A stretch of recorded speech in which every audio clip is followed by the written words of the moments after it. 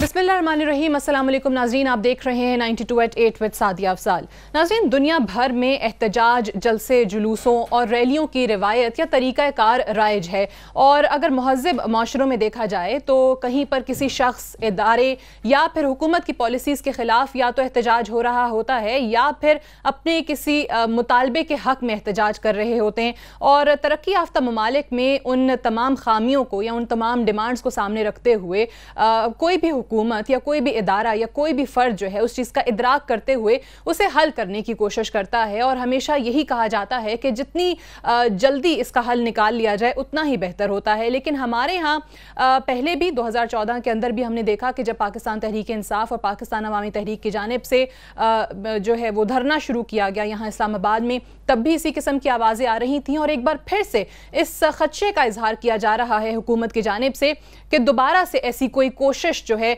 वो की जा रही है इस हुकूमत को और इस निज़ाम को डिस्टेबलाइज करने के लिए। इसमें कितनी सदाकत है ये भी जानेंगे, लेकिन 2014 में जो धरना था, कादरी साहब का हो या फिर इमरान खान साहब का धांधली के खिलाफ जो था, उस पर उस वक्त वज़ीर आज़म साहब और वज़ीर आला पंजाब जो हैं वो क्या कहा करते थे, आपको ये सुनाते हैं। मुझे नहीं समझ आती कि ये ट्रेन मार्च और लॉन्ग मार्च किस मकसद के लिए हो रहे हैं, क्या ये उनके मकासद क्या, उनका एजेंडा क्या है, किस लिए वो ट्रेनों में बैठ के जा रहे हैं। धरनों की सियासत की वजह से आज इतनी ताखीर हुई है और बहुत सारे मंसूबे जो है वो अपने वो तकमील के मराहल में होते जिनका आज संगे बुनियाद रखा जा रहा है। पाकिस्तान इन चीज़ों का मुतहम्मिल नहीं हो सकता कि उसकी तरक्की का रास्ता रोका जाए और मैं ये समझता हूँ कि ये कोई भी ऐसा इशू खड़ा करके तो पाकिस्तान की तरक्की का रास्ता रोकने की उनको कोशिश नहीं करनी चाहिए और ना ही हम ऐसा होने देंगे। आपने देखा 2014 का साल, आपने देखा कि कितना अर्सा वो धरने देकर बैठे रहे इस्लामाबाद में, जिसका नतीजा उनके हक में सिफर निकला, बल्कि मैं समझता हूँ उनके हक में सही नहीं निकला। और लेकिन पाकिस्तान की तरक्की का रास्ता रोकने की उन्होंने पूरी कोशिश की। हम पाकिस्तान की तरक्की का रास्ता रोकने की किसी को भी इंशाअल्लाह इजाज़त नहीं देंगे।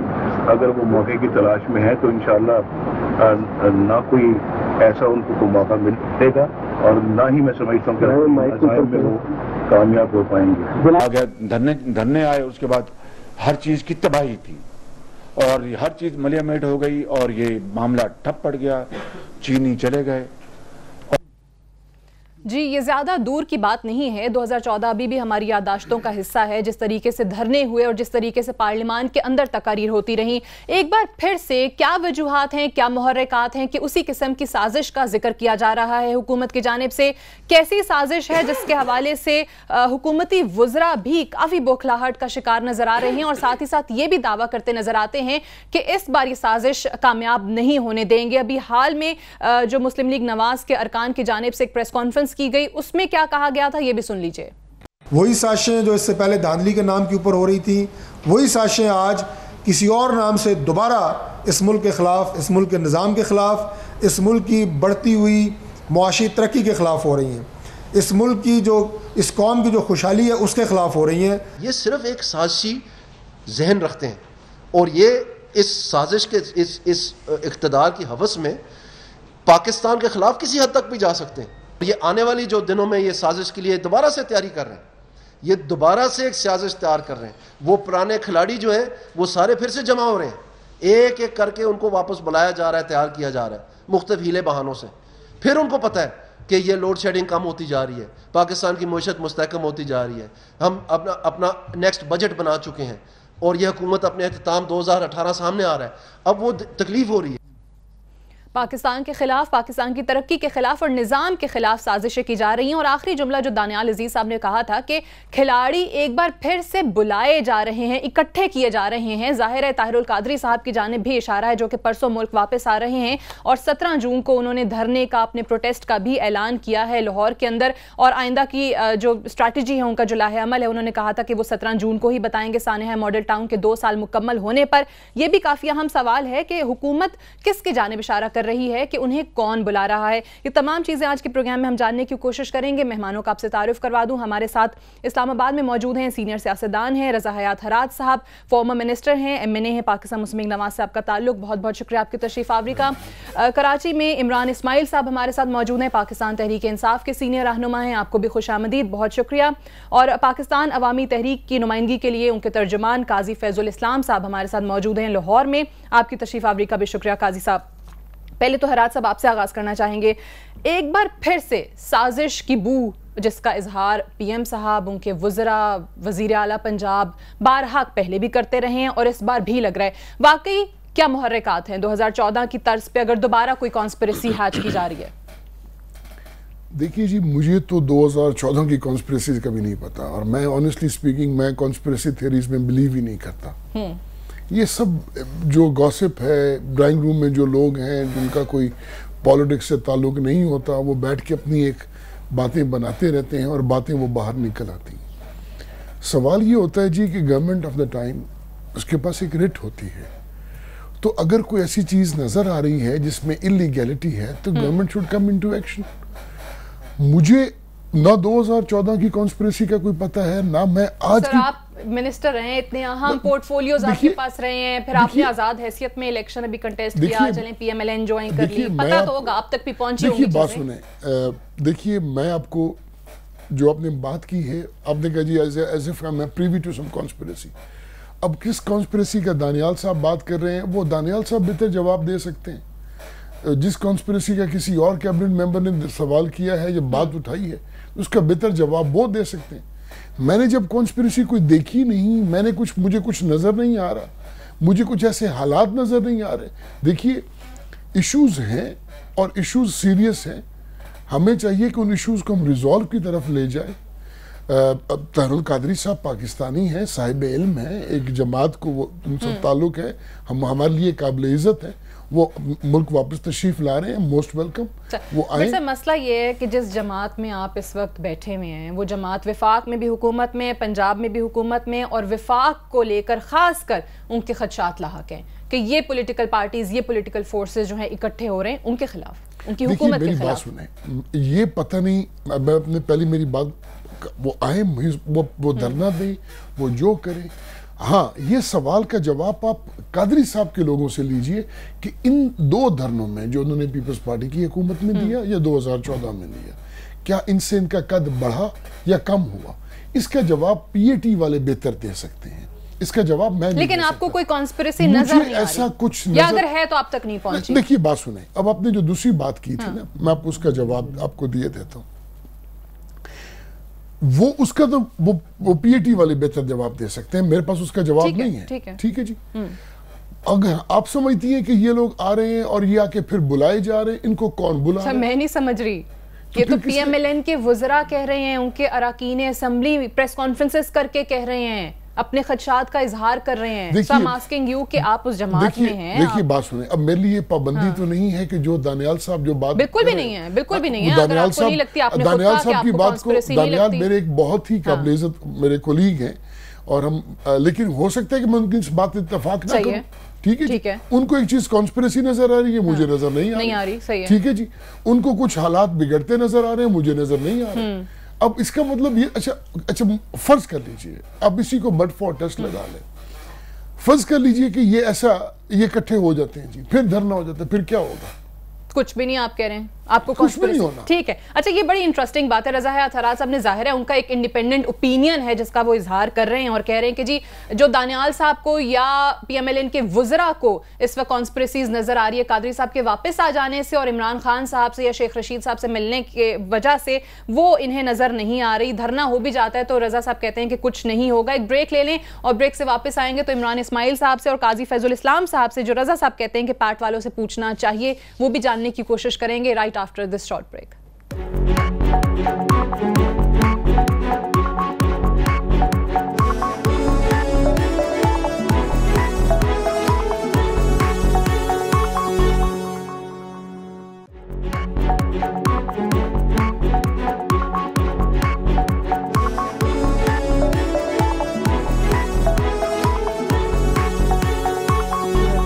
फिर कर लूंगी जी। वेलकम बैक प्रोग्राम में एक बार फिर से खुशामदीद। काजी साहब, पहले आपसे जान लेते हैं, जो रज़ा साहब यहाँ पर बात करें, चलें एक तो PMLN से हमें पहली आवाज़ ऐसी सुनने को मिली है जो कह रहे हैं कि उन्हें कॉन्स्पिरेसी कादरी साहब के वापस आने से या उनके इमरान खान साहब से मिलने की वजह से नज़र नहीं आ रही। लेकिन सवाल यहाँ पर बहुत सारे उठ रहे हैं कि कादरी साहब अगर अभी आ रहे हैं तो वो क्या लाहेअमल के साथ आ रहे हैं। उन्होंने शेख रशीद साहब को दावत दी धरने के हवाले से, फिर इमरान खान साहब के हवाले से टिकट्स चले कि PTI ने मना कर दिया है पैट के धरने में शमूलियत से।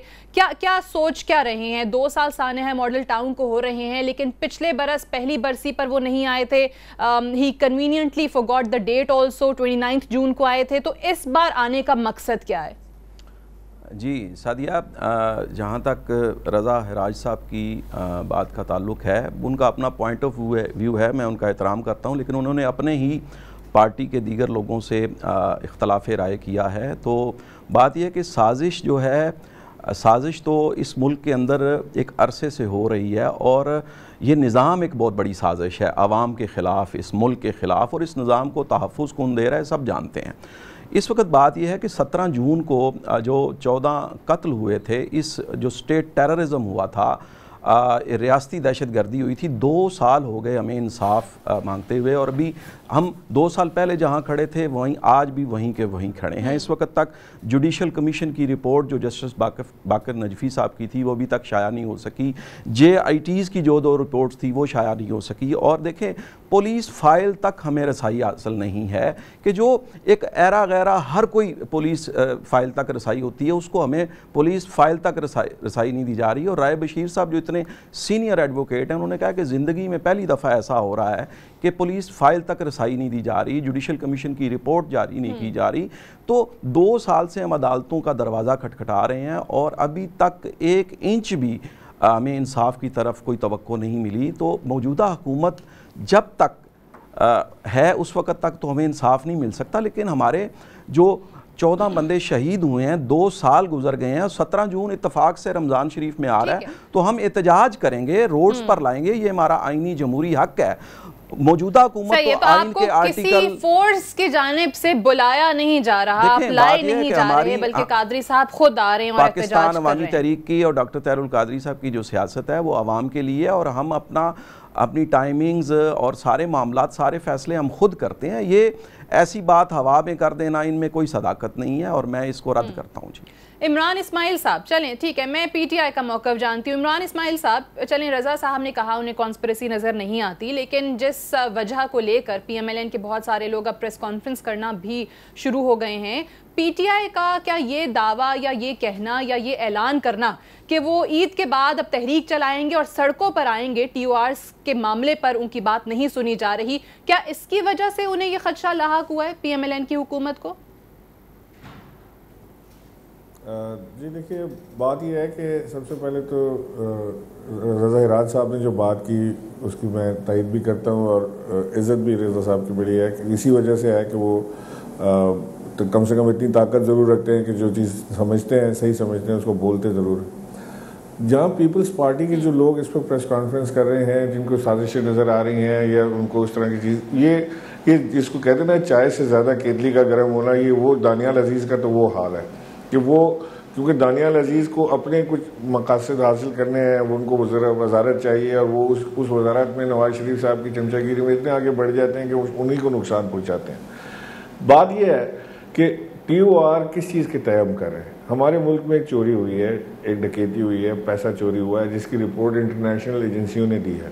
पीटीआई ने नहीं दी, ऑपोजिशन ने नहीं दी, कोई हमारा हाथ नहीं है उस रिपोर्ट के अंदर। एक इंटरनेशनल रिपोर्ट लीक हुई है, उसके अंदर से आई है। उसके ऊपर सिर्फ बात इतनी हो रही है कि उसकी इन्वेस्टिगेशन होनी चाहिए। अब मुझे बताएं, आपके घर में या खुदा न खास्ता हमारे घर में अगर चोरी होती है तो हम क्या करते हैं? एफआईआर कटवाते हैं या टीओआर बनाने बैठ जाते हैं चोर के साथ मिलकर कि आओ हम पहले टीओआर बना लेंगे, तुम्हारी इन्वेस्टिगेशन किस तरह होगी। ये तो एक अनोखा काम हो रहा है पाकिस्तान में। उस पर भी हम इनको चांस बार बार दे रहे हैं कि जी चलें मिल के बैठ के बात कर लें। ऑपोजिशन में हमारे साथ और भी जमातें शामिल हैं जो चाहती हैं कि जी रोड पर आने से पहले हम सारे अपने जो ऑप्शन है ना उनको एग्जॉस्ट कर लें। अब वो ऑप्शन एग्जॉस्ट करने हम इनके साथ बैठे हैं। ये खेल तमाशा इन्होंने लगाया हुआ है। ये कभी कहते हैं वज़ीर आज़म का नाम निकाल दो, कभी कहते हैं उनके बेटे का नाम निकाल दो। तो इन्वेस्टिगेशन किसकी होनी चाहिए? सही है, वो अभी तक 7 मीटिंग्स हो गई और वो डेडलॉक का शिकार है। अब कल फिर से मीटिंग होने जा रही है और आपके जो लोग मौजूद हैं उन्हें भी कोई तवक्को नजर नहीं आती। जो टीओआर इन्होंने बना के दिए थे उसको सुप्रीम कोर्ट ने बाहर फेंक दिया कि जी इस टीओआर के ऊपर 20 साल फैसला नहीं हो सकता। तो ये इससे सिर्फ भाग रहे हैं, लैतो लाल से काम ले रहे हैं, इससे बचना नहीं जा सकता। इसको सामने इनको आना है। अगर ये टीओआर मैं आपको आज बता सकता हूँ बल्कि कई बार बता भी रही पीटीआई कि अगर टीओआर का मामला नहीं बना तो पीटीआई के पास या अपोजिशन के पास कोई और चारा नहीं रहेगा कि हम अपोजिशन जो है सड़कों पर जाए और अवाम को साथ लेकर आए। और ठीक है, और ये बहुत सारी वजूहात इकट्ठी हुई जिसकी वजह से पीएमएलएन के लोग जो हैं इस बात का इजहार करते हमें नजर आते हैं कि कोई कॉन्स्पिरेसी हो रही है। रजा साहब, आपको कॉन्स्पिरेसी तो नजर नहीं आती, लेकिन ये जो इशू है जिसको लेकर पीटीआई इस वक्त ईद के बाद तहरीक चलाने की, सड़कों पे आने की बात करती है कि पैनामा लीक्स में वजीर आजम के बच्चों का नाम आना और जो भी टीओआर्स हैं उस पर पेशरफ्त नहीं हो रही, आपको लगता है कि इस मामले पर क्या हुकूमत की जानिब से जो स्टांस होना चाहिए था या जितनी जल्दी इसको रिजॉल्व कराने की कोशिश होनी चाहिए थी वो नहीं हो रही और सिर्फ अपोजिशन की जानिब से सियासत नज़र आती है आपको? देखिए, टीओआर्स पे मेरा एक व्यू पॉइंट है।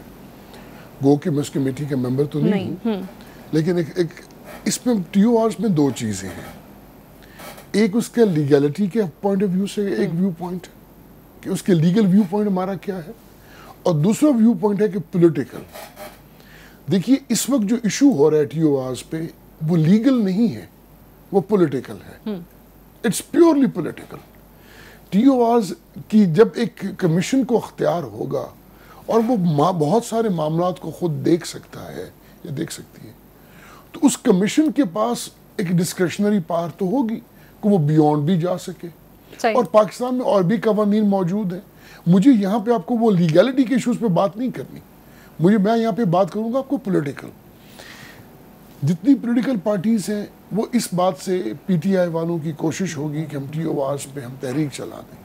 शायद ये भी लोग तहरीक ना चला सकें, मेरा ख्याल है, मेरा ज़ाती ओपिनियन है। ठीक है, देखिए ना जी, टीओआर्स पे अगर एक फैसला अनाउंस कर देते हैं कि हमने कल से धरना होगा और रात को गवर्नमेंट कहती है जब मानते हैं, तो इनकी तैयारी तो दरी की दरी रह जाएगी। बट सवाल ये कि फिर गवर्नमेंट इसकी नौबत आने क्यों देती है? देखिए, इस स्टेज तक चीजों को जाने क्यों देती है? ये पॉलिटिक्स है कि उस वक्त तक रेजिस्ट करो जब तक वो इररेजिस्टेबल ना हो जाए, और उस वक्त तक डिनाई करो जब तक अनडिनाएबल ना हो जाए।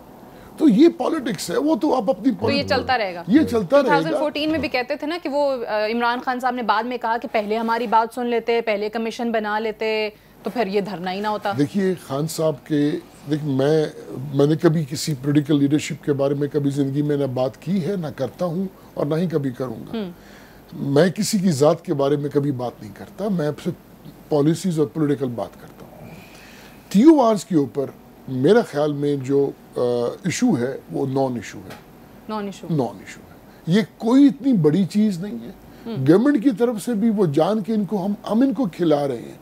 जैसे एक नेट प्रैक्टिस होती है ना जी, वो करा रहे हैं, वो नेट प्रैक्टिस करा रहे हैं। हम इनको खिलाते रहेंगे, ये खेलते रहेंगे। कितने सीरियस होंगे हम उसकी जब सीरियसनेस देखेंगे हम अकॉर्डिंगली। अच्छा, पैट वालों को भी खिला रहे हैं, उन्हें भी खेलने का मौका दे रहे हैं या सिर्फ ये पीटीआई वालों को? देखिए जी, पैट का तो टीओआर से ताल्लुक कोई नहीं। दूसरा भी तो इशू है ना, वो कह रहे हैं 2 साल हो गए सानेहा मॉडल टाउन की दूसरी बरसी आ रही है, हमें इंसाफ नहीं मिल रहा, अदालतों से इंसाफ नहीं मिल रहा ना जी। और अगर पुलिस वाले ज्यादती कर रहे हैं तो क्या अदालत के अंदर जो जज बैठे हैं वो क्या वो भी गवर्नमेंट के नुमाइंदे?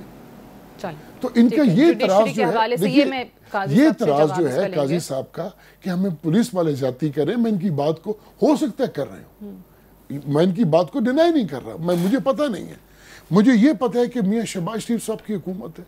शहबाज शरीफ एक ऑनरेबल और ईमानदार आदमी है, वो रेजिस्ट नहीं करेगा, वो रोकेगा नहीं, वो इलीगैलिटी की तरफ जाएंगे नहीं। लेकिन अगर कोई कर रहा है तो अब तो मामला वैसे भी अदालतों में चला गया है। ठीक है, लेकिन वो तो कहते हैं कि जी कसूरवार ही पंजाब हुकूमत है, राना सनाउल्लाह को और गुजारिश ये है, वो अपनी जगह पे उनका राइट है, वो किसी को भी कसूरवार ठहराए। लेकिन इस वक्त फैसला मैं तो नहीं कर रहा, क्या सालिस मियां नवाज शरीफ साहब हैं या शहबाज शरीफ साहब जज हैं?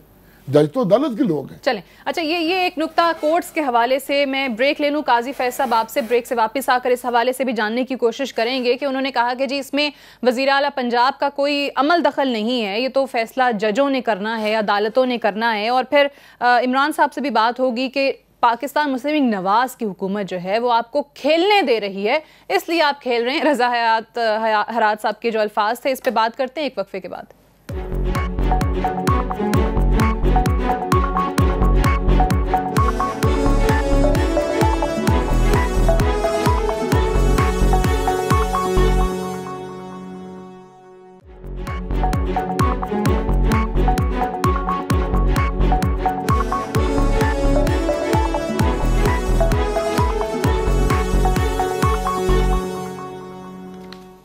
जी काजी साहब, ब्रेक पे जाने से पहले जो बात हो रही थी कि अदालतों ने फैसला करना है, जजों ने फैसला करना है, वो कहते हैं कि जी वज़ीर आज़म साहब या वज़ीर आला साहब का इसमें कोई अमल दखल नहीं है। तो ये जो तहरीक आप लोग चलाने की कोशिश कर रहे हैं या जिस तरीके से 2014 में था, अभी भी आपको लगता है 2 साल गुजर जाने के बाद, क्योंकि पिछले साल भी 17 जून को एज सच इस पर कोई प्रोटेस्ट नहीं हुआ था, कोई एहतजाज नहीं हुआ था, 1 साल हुआ था बरसी को, एक पहली बरसी जो थी, लेकिन अभी इस बार दूसरे साल टाइमिंग्स, क्या इत्तेफाक की बात है कि पीटीआई भी कॉल दे रही है सड़कों पे आने की और आप भी कह रहे हैं कि शुरू करेंगे हम? जी सादिया, रज़ा हराज साहब बैरिस्टर मेरे लिए बड़े काबिल एहतराम हैं, लेकिन इनको मैं ये अर्ज़ करूँगा कि जो जुडिशल कमीशन की रिपोर्ट बाकर नजफी साहब की जो अभी तक शाया क्यों नहीं की जा रही, तो क्या वो शाया ना करने में अदालत रुकावट है या पंजाब हुकूमत रुकावट है? और वज़ीर आला पंजाब ने कहा था कि अगर मेरे ऊपर एक उंगली भी उठ गई तो मैं इस्तीफ़ा दे दूंगा। तो इस वक्त तो पूरा हाथ अदालत की जो जुडिशल कमीशन की रिपोर्ट है वो उठा हुआ है। फिर उसके अलावा कोई रज़ा हराज को, मेरा ख्याल रज़ा हराज साहब को अल्लाह ने कोई करिश्माती आँख दी है जिसको देखते हुए वो उनको सारी दयानतदारी शहबाज शरीफ साहब में नज़र आती है, जबकि ये तय बात है कि राना सनाउल्लाह साहब वज़ीर आला के इमाम पर और शहबाज शरीफ और राना सनाउल्लाह के ऑर्डर्स के बगैर रज़ा हराज साहब मुझे बताएं कि क्या गोली चल सकती है? पुलिस इतनी है कि खुद से कार्रवाई करे और 14 बंदों और 100 बंदों को सीधी गोलियां मार दे? और जब जुडिशल कमीशन की रिपोर्ट को क्यों नहीं शाया किया जा रहा? वो पंजाब हुकूमत इसलिए शाया जुडिशल कमीशन की रिपोर्ट का जरा जवाब ले लें। वो जो बाकर नजफी की रिपोर्ट थी वो कहते हैं पब्लिक ही नहीं की गई, जरा काजी साहब जवाब दे लीजिए। माजरत के साथ, मोहतरमा बेनज़ीर भुट्टो प्राइम मिनिस्टर थी और सिंध में अब्दुल्ला शाह साहब चीफ मिनिस्टर थे। उनके भाई को पुलिस ने गोली मार के मार दिया था। अब चीफ मिनिस्टर भी उनका था और प्राइम मिनिस्टर वो खुद थी, तो या क्या ये कहा जाए कि वो गोली उनके हुक्म के बगैर नहीं चल सकती थी? और मेरे मोहतरम काजी साहब ने फरमाया कि रिपोर्ट पब्लिश नहीं हो रही और पूरा हाथ मियाँ शहबाज शरीफ साहब की तरफ है, उंगली तो दूर की बात। मैं इनसे अर्ज करूँगा, जब रिपोर्ट पब्लिश नहीं हुई तो इनको इस मामले का कैसे पता चल गया? और तीसरी बात है, अगर मैं कमीशन हूँ और मैं रिपोर्ट लिख रहा हूँ तो ये मेरा प्रीरोगेटिव है कि मैं कहूँ कि ये रिपोर्ट है और मैं दे रहा हूँ, इसको पब्लिक कर दो। मैं नहीं करता तो मैं आपको मीडिया को उठा के दे देता हूँ कि ये मैंने रिपोर्ट है, मैंने आपको ओपन मैंने कर दी है। देखिए बात सुनिए, आप किसी का इल्ज़ाम किसी पे मत धरें। जो कुछ कहा चीफ मिनिस्टर साहब ने या जो कुछ कहा किसी और ने, आज के वक्त में किसी को ज़बानी कलामी याद हो या ना हो, लेकिन बहुत सारी चीज़ें मीडिया के दौर में रिकॉर्ड हो जाती हैं और वो सामने आती हैं। जब वो सामने आएंगी आपके पास पूरा मौका होगा, आप उनको कन्फ्रंट कीजिए। वो उनका तो नुक्ता ये है कि सामने नहीं आ रही चीज़ें। जी काजी साहब वो कह रहे हैं कि जी फिर हमने तो पब्लिश नहीं करनी थी और अगर पब्लिश हुई नहीं तो आप कैसे बातें कर रहे हैं वज़ीर आला पंजाब पर इल्जाम लगा रहे हैं? अगर उसमें कोई ऐसी चीज नहीं है तो फिर बोल्ड होके उसको शाया क्यों नहीं करते, और उसके जो जुज़वी तौर पर कुछ चीजें मीडिया के जरिए बाहर आए। देखें राज साहब, इस तरह नहीं, अगर इनके हाथ साफ हैं तो उस जुडिशल कमीशन रिपोर्ट को शाया कर दे। और कह रहे हैं कि जुडिशल कमीशन शाया करेगा, ये पंजाब हुकूमत शाया नहीं करेगी, ये कह रहे हैं राज साहब। देखिए सादिया, बात यह है कि मौजूदा हुकूमत इनकी हर तरफ हर चीज़ इनकी मुट्ठी में है, और जब तक शहबाज शरीफ साहब का इक़्तिदार पंजाब में है, राना सनाउल्लाह जैसे जो मिनिस्टर हैं वो दंदनाते फिर रहे हैं और उनको कोई पूछने वाला नहीं है। पुलिस देखें, पुलिस की वर्दी में दहशतगर्द भी उस दिन मौजूद थे 17 जून को, और देखें फुटेजेस मौजूद हैं 40 टीवी चैनल्स की, 50 टीवी चैनल्स की जो फुटेज, वो झूठ नहीं बोलती। और आज के दिन तक ये बात अज़र मिन शम्स है कि पुलिस ने इतने बड़ा स्टेट टेररिज्म पाकिस्तान की तारीख में किया, वो सिर्फ इस वजह से किया कि डॉक्टर तारुल कादरी साहब को वो वापस आने से रोकना चाहते थे। और उनके बयानात, आप डॉक्टर तारुल कादरी की आमद से पहले के बयानात पढ़ें कि हम जिन निकाल देंगे, हम ये कर देंगे। साद रफीक साहब के बयानात रिकॉर्ड पे हैं, राना सनाउल्लाह के बयानात रिकॉर्ड पे हैं, तलाल चौधरी साहब के बयान ये देखिए पाकिस्तान की तारीख का इतना बड़ा कत्ल हुआ जिसमें 14 लोग अपनी जान से गए। ठीक है सर, वो तो ऑन रिकॉर्ड है। आप जिस तरह से कह रहे हैं कि उसके तो क्लिप्स मौजूद हैं कि पुलिस की जानिब से गोलियां चली। असल में ये तहम्मुल से बात नहीं सुनते।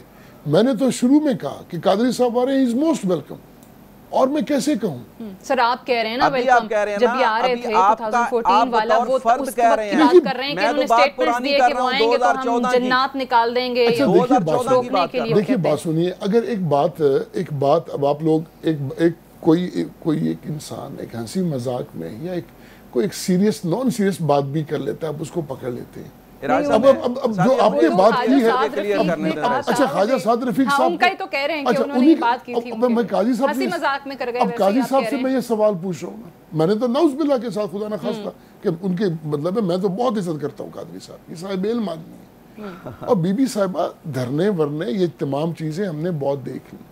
अभी वो क्या कहते हैं जी, वो तेल और तेल की धार अभी आप सामने ये करने जा नहीं रहे जी। अच्छा, मैं ये जो धरने की बात है, इमरान इस्माइल साहब, ये बारहा PMLN की हुकूमत की जानिब से बात की जाती है कि धरने मुल्क की तरक्की और इस्तेहकाम के ख़िलाफ़ हैं, इस निज़ाम के ख़िलाफ़ हैं। और फिर यहाँ पे अगर एक मेरे सामने ख़बर पड़ी हुई जो दानियाल अजीज़ साहब के हवाले से अखबारात ने शाया की, और उसमें इन्होंने कहा कि जी ये एंटायर स्टेट एलिमेंट्स हैं और इनके ये डिज़ाइंस हैं।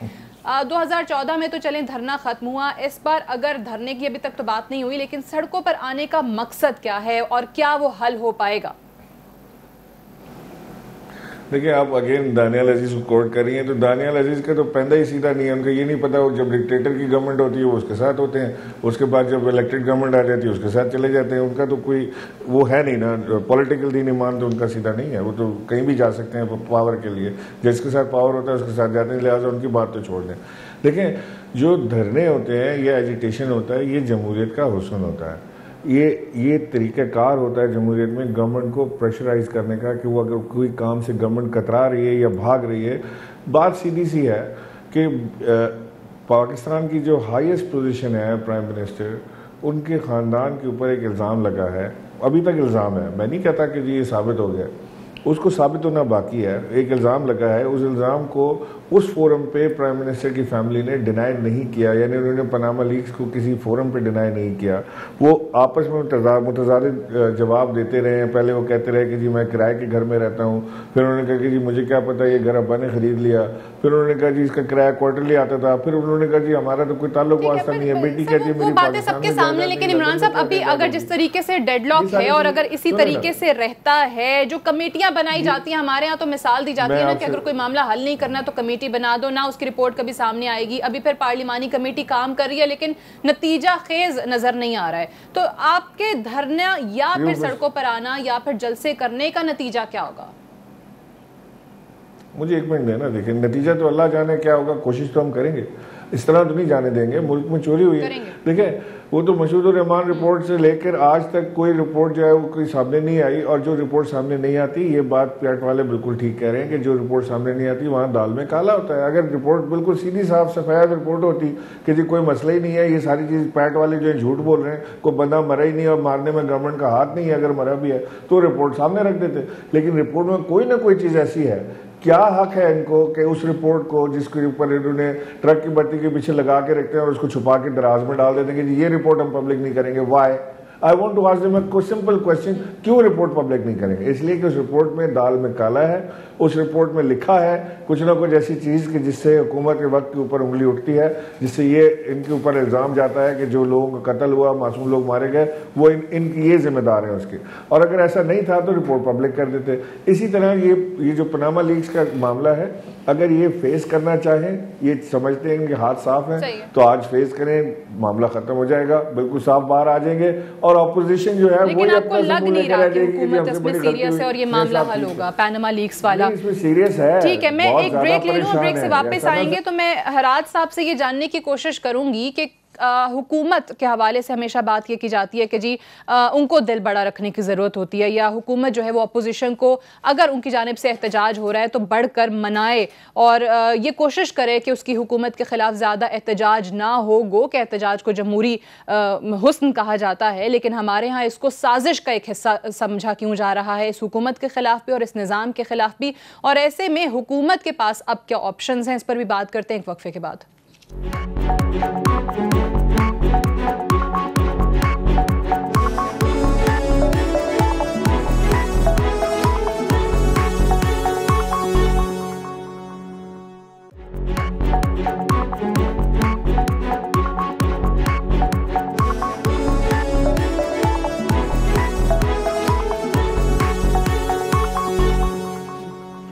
जी वेलकम बैक प्रोग्राम में एक बार फिर से खुशामदीद। हराज साहब, हुकूमत, कोई भी इलेक्टेड मेंबर्स जो हैं, इलेक्टेड गवर्नमेंट है, सिविलियन हुकूमत है, सरफेस इश्यूज अभी जब होकर शायद साल 6 महीने गुजर जाते हैं, लोगों की डिमांड सड़कों पर आ जाती हैं, तब होश के नाखुन लेती है। क्या उन इश्यूज को सरफेस होते ही अगर टैकल कर लिया जाए, हैंडल कर लिया जाए, कोई हल निकाल लिया जाए, तो हुकूमत अपने लिए आसानी पैदा नहीं कर सकती?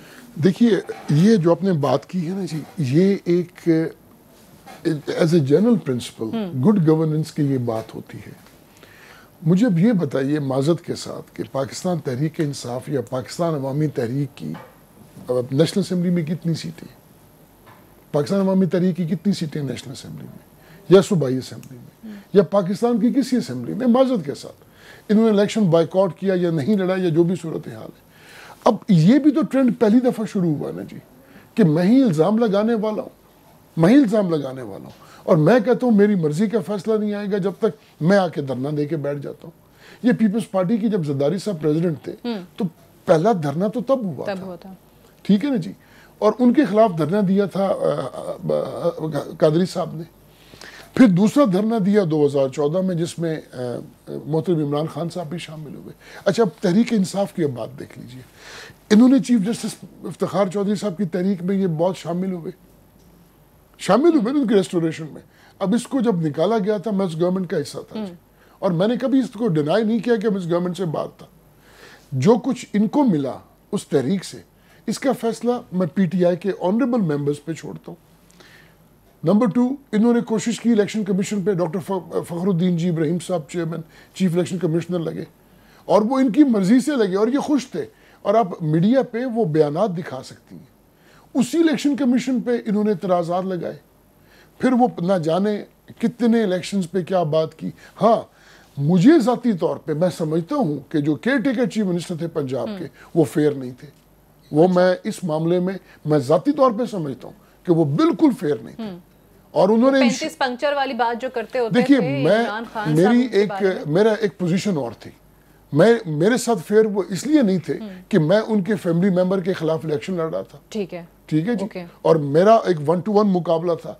जो उन्होंने मुमकिन सोचा उन्होंने वहां पे मेरी मुखालफत की, लेकिन जब रब आपके साथ हो तो फिर कोई किसी का कुछ नहीं बिगाड़ सकता।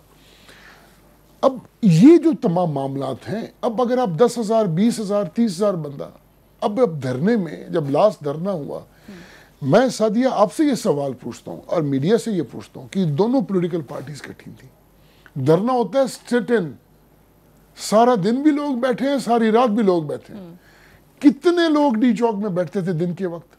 अब मैं तो बिल्कुल साथ रहता हूँ उनके, मैं तो बिल्कुल साथ लॉजिस में रहता हूँ। चले ये सवाल उस वक्त भी इन लोगों से उठाया जाता था, खासकर पीटीआई से सवाल उठाया जाता था। पैट के तो चले लोग फिर वहां मौजूद रहते थे। अच्छा, कितने लोगों के साथ, 20 करोड़ की अवाम के साथ अगर आप 5 या 10 हजार लोग आके हुकूमत को पलटा के चले जाए, तो इस बार अगर ऐसा होता है तो आपको 5-10 हजार लोग भी आप कहते हैं नजर नहीं आ रहे। आपने जैसा शुरू में कहा था मुझे तो तहरीक ही बनती नजर नहीं आ रही। देखिए मैंने आपको, देखिए मेरी जाती राय है, देखो TORs पे मेरा ख्याल में कि मैं कोई नहीं उनको एडवाइस करने वाला, वो इनका अपना फैसला है। TORs पे शायद आई एम नॉट पुश्ड, मैंने आपको पहले अर्ज की पॉलिटिकल इशू है, हम इनको बच्चों की तरह खिलाते रहेंगे, ये खेलते रहेंगे। एक बड़ी जमात है, ये एक रीजनल पार्टीज हैं, छोटी पार्टीज हैं, लेकिन पॉलिटिकल पार्टीज हैं, इनके लीडरशिप है, इनके हीरोज हैं, और वो हमारे मुल्क के लिए भी असास है, चाहे वो किसी पार्टी का भी हो। मैं हर कादरी साहब को भी मैं इसी अंदाज से देखता हूँ, इमरान खान साहब को भी इसी अंदाज से देखता हूँ, लेकिन ठीक है अब देखिए ये सब इकट्ठे हो जाए, ये सब इकट्ठे हो जाए, 2018 के इलेक्शन आने दीजिए। ठीक है, लेकिन इस बात का यकीन फिर भी है काजी साहब, हराज साहब को, कि आप लोग सब इकट्ठे हो भी जाएं, जिस तरह 2014 में कुछ अचीव नहीं किया अभी भी कुछ अचीव नहीं करेंगे, यानी हुकूमत को कोई खतरा लाहक नहीं है। सादिया बयान तो बहुत अच्छा है, राज साहब का बड़ा एतमाद वाला बयान है, लेकिन हकीकत इसके मेरा ख्याल है बरक्स ही है। इन्होंने बात की कि पाकिस्तान अवामी तहरीक तो सर फिर दूसरा वाला एस्पेक्ट देख लें कि PMLN के लोग इस खदशे का इजहार करते हैं कि हमारी हुकूमत को जो है वो खत्म करने की साजिश की जा रही है, फिर उसमें वो उस बात का असर भी नजर आता है इस मुल्क कि अगर वाकई में हुकूमत को खतरा है तो कोई कोशिश हो रही है इस मुल्क के खिलाफ। सादिया मैं माजरत के साथ, काजी साहब मेरी बात इंतहाई मोहतरम हैं, बड़े हैं, भाई साहब मैं माफी चाहता हूँ अगर मेरी बात काजी साहब को गलत लगी, अगर मैंने तो कहा कि कुछ नहीं है और फरमाया कि इनको हकीकत के बरक्स है, तो इसका मतलब है अगर कोई साजिश है तो फिर ये उसका हिस्सा है।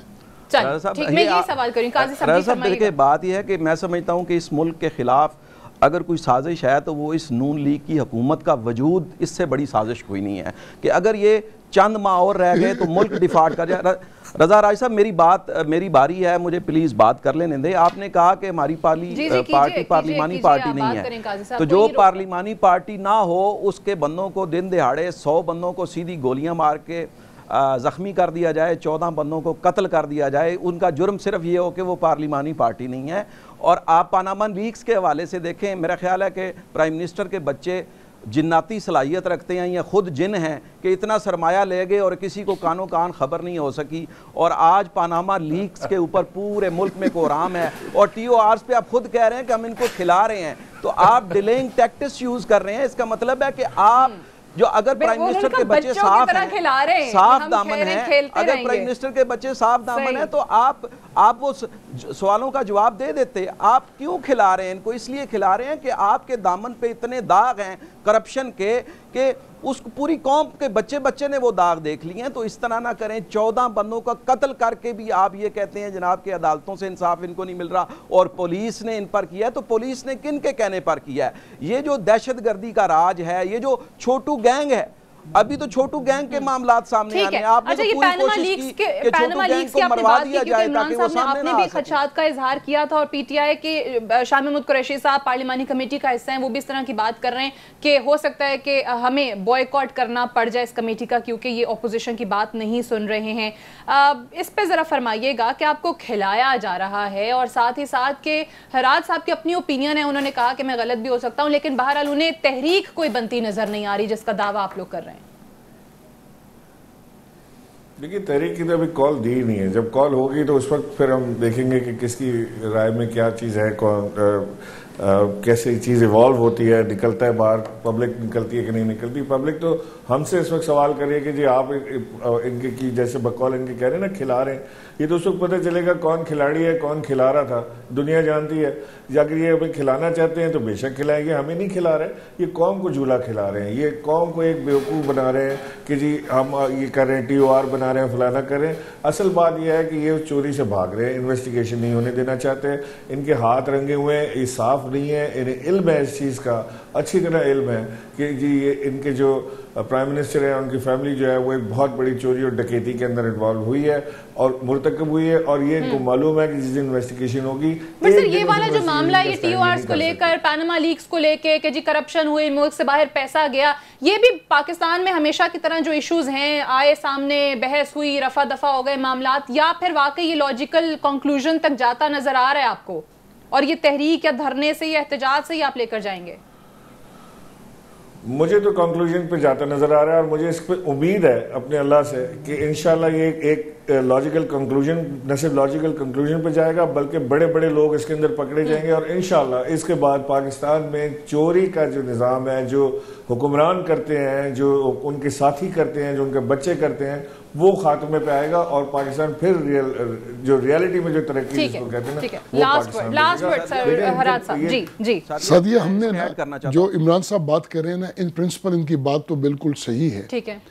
अब देखिए, मैंने कौमी असेंबली में 6 महीने लगा के एक एक लफ्ज खुद लिखा, और उसका कानून का नाम लिखा hope, holders of public exchequer, hope 2016, ठीक है, और उसको जमा करा 2015 में जो लिखा था वो मैंने। उसमें उसका बेसिक एसेंस ये था कि जिस किसी के भी एसेट्स हैं पाकिस्तान से बाहर और वो डिक्लेयर नहीं करता, और ये जिस किसी ने करप्शन की है, he should be guilty of high treason, जैसे कि आर्टिकल 6 में। वो कमेटी में गया, मैंने इमरान खान साहब को खत लिखा खुद अपने लेटर के साथ, और उस कॉपी उस कानून की साथ भेजी कि देखिए नेशनल असेंबली से ये बिल स्टैंडिंग कमेटी में आ गया है, सजाए मौत या उम्र कैद है करप्शन वालों के लिए सजा, अब खुदारा इस बिल पे आप हमारा साथ दीजिए। तो नहीं हुआ उसके बाद कुछ भी, उस आज दिन तक जवाब नहीं आया। अच्छा एक सेकंड, ये ताहिरुल कादरी साहब को ये खत लिखा, मैंने लिखा, मैंने 52 खत लिखे थे, 52 उस पे भी कोई जवाब नहीं मैं आया। रोजे के साथ बैठा हूं, मुझे सिवाय पिप्स के किसी एक इंसान ने जवाब नहीं भेजा। अच्छा चलें, अब ये हम जमहूरियत की बात करते हैं, तो जहां ऐसे अच्छे इनिशिएटिव्स उन पे भी जाहिर है बात होनी चाहिए, जो हराज साहब बात करें। बहुत बहुत शुक्रिया हराज साहब, काजी साहब और इमरान इस्माइल साहब, तीनों की तशरीफ आवरी का बेहद शुक्रिया। That's all for tonight, I will see you tomorrow इंशाल्लाह। इजाजत दीजिए, खुदा हाफिज।